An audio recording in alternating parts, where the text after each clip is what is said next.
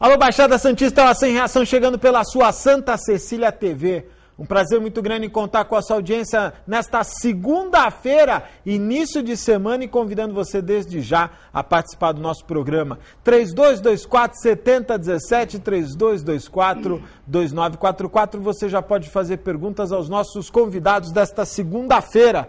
A presença do vereador pelo PSB em Santos, Valdir Na Hora, gentilmente atendendo ao nosso pedido. A presença também do vereador pelo PT em Santos, Adilson Júnior, os nossos dois convidados desta segunda-feira quente, como ontem, né, apesar de não estar o sol, que ontem a cidade de Santos, aliás, toda a Baixada Santista recebeu, mas muito quente. Boa tarde, Valdir Na Hora. Valdir, a sessão da Câmara de Santos será prorrogada para a próxima segunda-feira ou para esta quinta? Boa tarde, obrigado por vir ao programa. Boa tarde a você, Augusto, a todos os telespectadores. Agradecer mais uma vez em estar no Programação Reação e a todo o sistema Santa Cecília de Comunicação. A sessão da Câmara de Santos do ano de 2011 iria se iniciar agora. E diante do falecimento de um ex-vereador da cidade de Santos, ela fica adiada para o próximo dia 7. Ah, ok. Agora, eu até quero aproveitar e falar com o Adilson Júnior. Primeiro, boa tarde, Adilson. E o Merrana, não é que faleceu? Mas faleceu em dezembro, né? Se eu não me engano, foi dia 6 de janeiro. Início de janeiro. Início de janeiro. O que me chama a atenção, não que não mereça o respeito, o Merrana merece um respeito importante, mas um mês depois que a Câmara vai fazer a homenagem, não ficou um pouquinho tarde, o Adilson? Boa tarde e obrigado por vir ao programa. Boa tarde, Augusto, meu amigo, meu companheiro Valdir Na Hora, você em casa, que nos acompanha, toda a equipe aqui do programa. Na verdade, é que não claro, é uma homenagem póstuma, mas isso se dá por conta de uma legislação que há na nossa lei orgânica do município, especial da Câmara, que o falecimento de um vereador, ele se dá essa homenagem póstuma numa sessão corrente, né, na próxima sessão que se daria. Por conta, na verdade, do recesso, essa seria a próxima sessão, ou seja, que se daria logo depois do falecimento. Então, por isso que se teve, na verdade, esse distanciamento do fato, né? Mas é que isso é uma questão de lei, não é só uma homenagem... Mas é a primeira sessão ordinária, é isso? Primeira sessão ordinária depois do falecimento de ex-vereadores, né? Isso já existe. Está no regimento. Está no regimento interno, por isso que se deu agora. Agora, há uma discussão muito grande nos bastidores quanto à reformulação do regimento interno, não é, Valdir? O regimento interno da Câmara, muitas pessoas que estão em casa, Augusto, se você analisar hoje o regimento, eu tive o conhecimento do regimento depois que passei a ser vereador, que você está mais presente das questões da casa. O que acontece hoje no regimento da Câmara Municipal de Santos, para as pessoas entenderem? Hoje um vereador de Santos, ele não tem o 13º, não existe o 13º para o vereador, e muitas pessoas entendem que tem, e não existe. Carro para vereador na cidade de Santos não existe também. A questão hoje, nós temos uma xerox limitada dentro do Poder Legislativo, ou seja, a Câmara Municipal de Santos hoje, ela é um exemplo em termos de, vamos dizer assim, de estrutura legislativa para toda a Baixada Santista e ao Estado de São Paulo. Agora, o que precisaria ter no Poder Legislativo? Muitas vezes as pessoas ligam lá na sessão e é se falado, saiu uma pesquisa do jornal local da cidade que diz sobre a aceitação ou a rejeição dos poderes legislativos na região no todo. E as pessoas começam a dar uma negatividade maior, até mesmo porque quando liga a televisão, você vê poda de árvores, entupimento de bueiro, e não é isso que as pessoas querem. O que as pessoas imaginam? Quero uma Santos para nós discutirmos a questão do petróleo, a questão do porto, o desemprego dos jovens, de cada 10 jovens, 5 estão desempregados, e infelizmente, através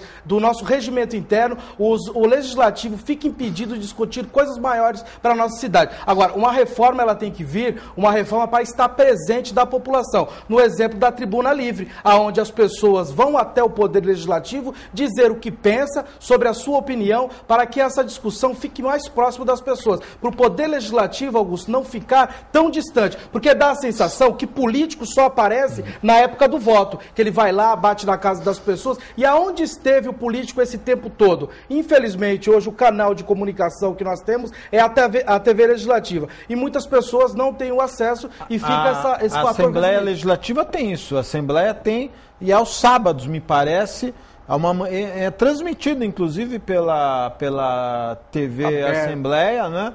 Essa postura. Quer dizer, abriu espaço à população. Eu me recordo, uma vez eu vi essa discussão numa sessão da Câmara, não nessa legislatura, e um vereador disse o seguinte: não, quem quiser falar aqui na tribuna tem que conquistar isso aqui no voto, não é chegar, se inscrever e falar. Você acha que a população deve ter um espaço próprio para se manifestar, Adilson? Acho que sim, né? Claro que isso tem que ser uma medida bastante pensada, né? Para também não virar motivos, às vezes, de chacota ou de questões pessoais, né? Mas é uma medida bastante interessante, esse exemplo que o Valdir citou, que é da Tribuna Livre, e na verdade é uma das propostas do PT em várias instâncias, né? Foi aplicado na Assembleia e em outras cidades por uma questão da bancada do Partido dos Trabalhadores, e foi colocado também já há muitos anos aqui em Santos, né, motivado por outras entidades, o Fórum da Cidadania, ou seja, tudo isso para se aproximar a comunidade e as suas reivindicações do Poder Legislativo,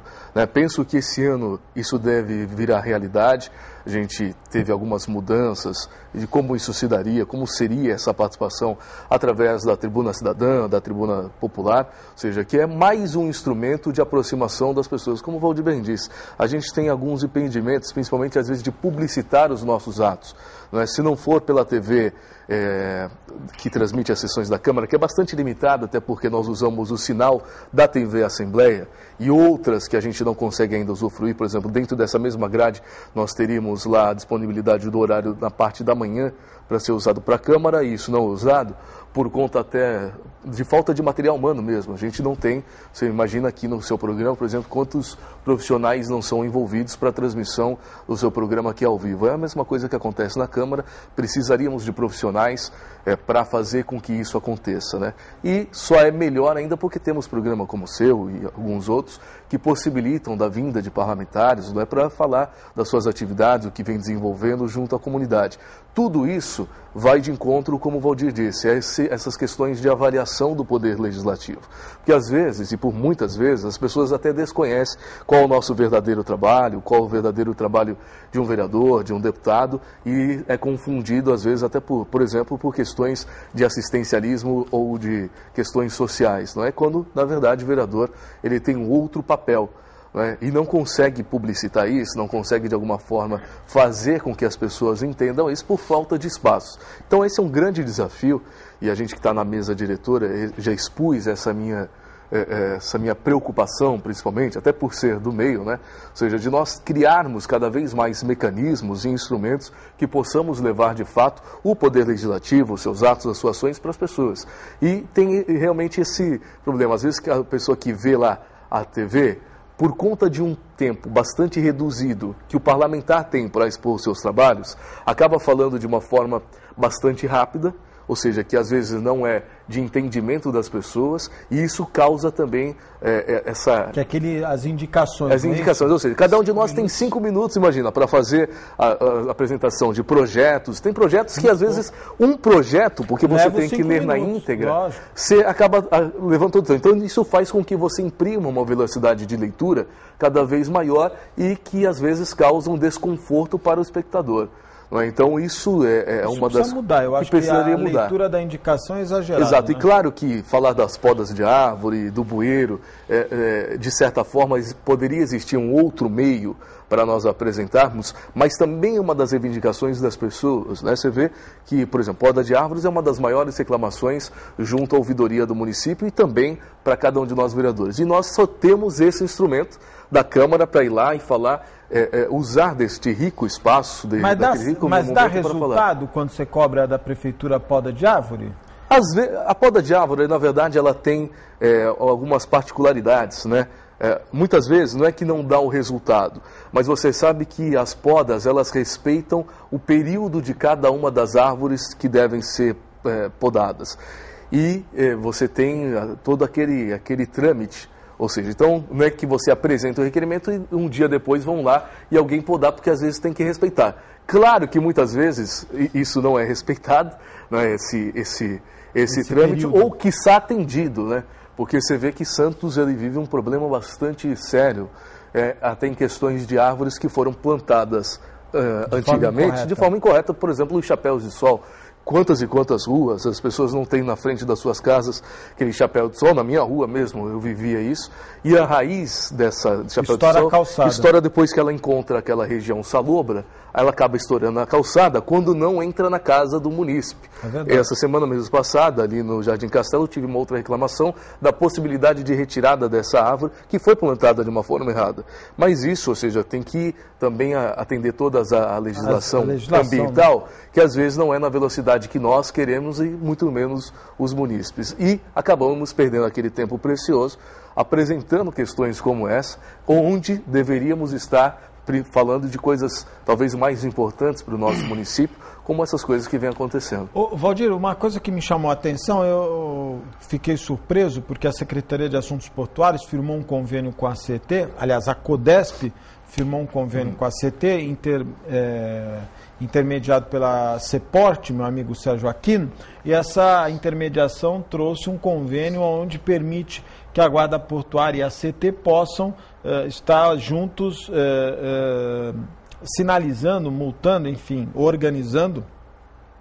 Organizar, a gente sabe que o ACT não organiza, né? É mais multa que outra coisa, mas atrapalhando, vamos dizer assim, a questão portuária. E o Arnaldo Faria de Sá esteve aqui bravo no programa, porque disse que essa era uma recomendação, ali a área federal deveria ter sido feito com a Polícia Rodoviária Federal. E hoje a gente vê um problema, um caos no trânsito do porto. Eu acho que deveria haver uma atenção, um plano específico para a área portuária. É verdade, Augusto. Essa questão que o deputado Arnaldo Faria de Sá colocou, nós temos que analisar jurisdicionalmente qual a posição do poder municipal legislar sobre a questão de trânsito dentro de uma área federal. É como se você analisar pelo nosso Código Penal, do porto para fora quem legisla é a Polícia Militar. Na questão do narcotráfico. Dentro do porto, a Polícia Federal. E isso, através da analogia, você aplica também na questão do trânsito. Como você mesmo diz, ao invés de entrar com uma própria engenharia, as pessoas estão ali para multar. Multar quem? Multar o caminhoneiro que está podendo para embarcar ou desembarcar a carga no porto. Hoje nós sabemos, Augusto, que o ano passado entrou 170 mil novos caminhões na nossa malha no Brasil, na rodovia. Esse ano, 180 mil caminhões. O nosso porto de 100 milhões de toneladas, de um total de 700 milhões de toneladas do nosso país. Agora, nós temos que ter uma política, já que o país é um país da rodovia, não é o país da ferrovia. 15% da nossa carga é transportada através de ferrovia. 85% da nossa carga é rodovia. E como você analisa hoje o caminhoneiro? Se fala muito em abrangência e expansão do porto, eu estive analisando. Teve a Brasil Terminais e agora a Embraport. Tem espaço para todo mundo. Só que você não encontra um espaço para o caminhoneiro poder parar o seu caminhão. Aí o caminhoneiro não tem um espaço pelas autoridades portuárias e me coloca um guarda para poder multar. Multar muitas vezes é aquele frete do qual as pessoas não estão conseguindo no nosso país R$ 2,50 de quilômetro rodado. Então nós temos que ter uma política realmente de dizer, se esse país quer realmente ser a quinta potência do mundo, aonde o agronegócio irá fortalecer e fornecer o alimento para o mundo todo, a Austrália se acabou em água. E hoje quem vai fornecer alimentos para a Austrália é o nosso Brasil. Agora, de que forma nós iremos fazer isso, sendo que o caminhoneiro não tem um atendimento suficiente? Hoje, nós temos um pátio na região de Cubatão, que é uma fortuna. O caminhoneiro não é um pátio para ele deixar o caminhão fixo dele. É só um local para quando ele estiver carregado ou descarregado, ele sair dali, ele tomar um banho e poder se alimentar, porque caminhão não fica parado. Caminhão tem que rodar. Na Europa, Augusto, 85% é sobre ferrovia, porque na Europa, o nosso Brasil não pode, porque o nosso cabeamento ele é baixo. E na Europa os vagões são duplos, aqui é um só. E a nossa linha ferrovia, ela tem que parar de passageiro para poder passar a ferrovia. Ou seja, o desenvolvimento todo desse país está na questão do caminhão. E quando vai tratar de caminhão no nosso Porto de Santos e alguns portos